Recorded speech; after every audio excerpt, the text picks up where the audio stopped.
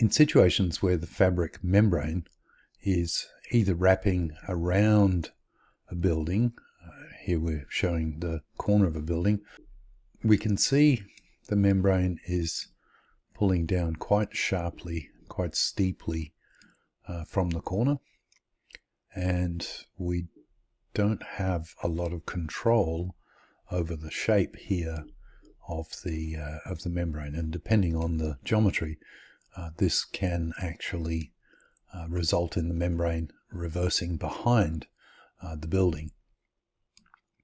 In this example, it doesn't quite do that, but you can see it's very, very close.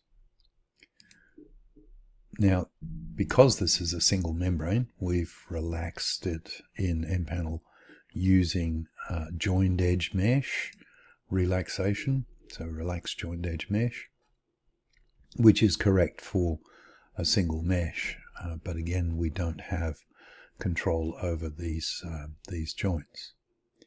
Now there is a temptation to, I'll make a copy here, there is a temptation to relax as a cable edge mesh instead, and we'll have a look at the result of that.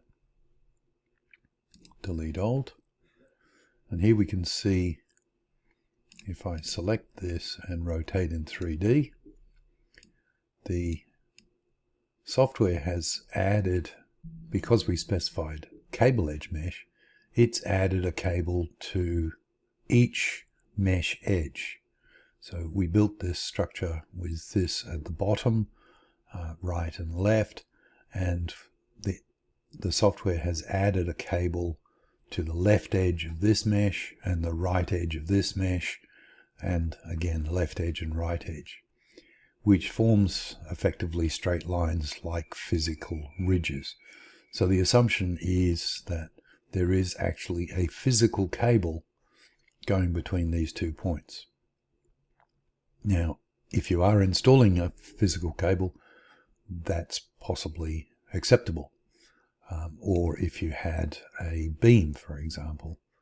But generally, we are not installing a cable here. We may include a seam to stiffen the fabric up. We may include some webbing to reinforce or apply more tension. But in many situations, we don't include a cable. So we do want the fabric to have some curvature here, and we want control over that curvature. And the solution to that problem is to use extended data. So here I'm going to select this mesh and this mesh, right click on the gear icon, get extended data, and we can see the default settings for both meshes are cable tension ratio of 1.83. So we're going to override the value. So yes, we want to override, and I'll use arbitrarily a value of 0.5, and you can iterate through some different values to achieve the shape that you want. So again, 0.5 and set. So now we've said, yes, we're going to have a cable here, but that cable has only got a 0.5 tension ratio. Now to match that, we need to set the left side of this mesh and the right side of this mesh to match. So again, get the extended data for this one, specify override, change this to 0.5, set, and then the right side of this mesh. Okay, so now we're going to select this model again and relax again as a cable edge mesh. Delete Alt. Now when we rotate in 3D, we can see